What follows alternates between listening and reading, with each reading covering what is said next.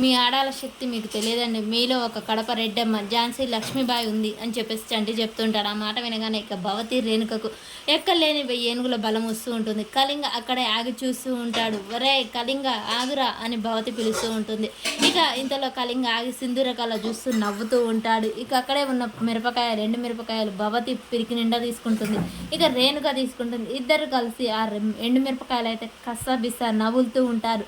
అలా నోట్లో మంట బాగా పుడుతూ ఉంటుంది. ఆ మంట మీద పక్కనే ఉన్న రోకల బండ అందుకుంటారు. ఆ రారా నీ సంగతి చెప్తాం అని చెప్పేసి ఇక రోకల బండలు అందుకొని నలుగురు 4 అందుకొని అక్కడికైతే వెళ్తూ ఉంటారు. ఇక ఇద్దరు మగవాళ్ళు రోట్లో మిరపకాయలు వేసి దంచుతూ ఉంటారు.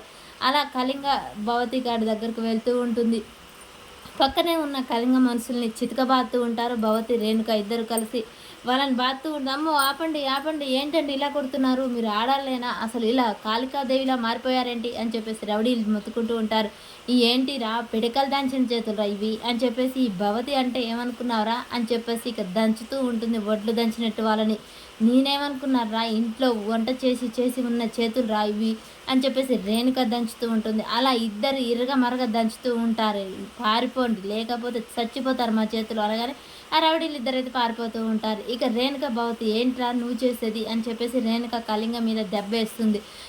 కళింగ కదలకుండా అలాగే నిలబడుతూ ఉంటాడు. వదిన పట్టు ఇంకా చూస్తావేంటి అని చెప్పేసి ఇక రేణుక భవతి ఇద్దరు ఒకసారి కళింగ మీద దాడి చేస్తారు.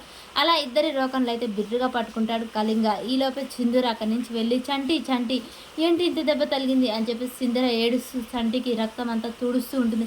అమ్మాయి గారు నాకేం పర్వాలేదు నాకేం పర్వాలేదు అని చెప్పేసి చంటి అంటూ ఉంటాడు. ఇక వీలోపే రోడ్లో వీళ్ళు దంచిన కారం పొడి పట్టుకొని ఇద్దరు భవతి రేణుక భర్తలు ఇద్దరు ఆ పిరికెడు కారం చెరొక పిరికెడు పట్టుకొని అక్కడికైతే వస్తారు. బావా ఇంకా చూస్తావేంటి, కానీ ఏంట్రా మా ఆడవాళ్ళంటే ఏమనుకున్నావు, మీ సంగతి చెప్తాను అని చెప్పేసి ఆ కారం అయితే కళింగ కంట్లో గుప్పుతారు. ఇక రేణుక భవతి వడ్లు దంచినట్టు వాళ్ళని మెత్తగా దంచుతూ ఉంటారు. అన్న అన్న ఇప్పుడు పారిపోదాం పదన్నా లేకుంటే చచ్చిపోతాం అని చెప్పేసి ఇక వాళ్ళైతే రౌడీలు పారిపోతాడు. రేణుక భవతి అలా ఉంటుంది మాతో పెట్టుకుంటే అని చెప్పేసి అంటూ ఉంటారు. ఈలోపు అయ్యో చంటి దెబ్బలు బాగా తలిగాయిగా అని చెప్పేసి బావా వెళ్ళి ఫస్ట్ ఎయిడ్ బాక్స్ తీసుకురాపో అని చెప్పగానే సరే సరే మీరు కట్లిప్పండి అని చెప్తాడు. ఇక వీళ్ళిద్దరు కలిసి కట్లిప్పుతూ ఉంటారు చంటికి.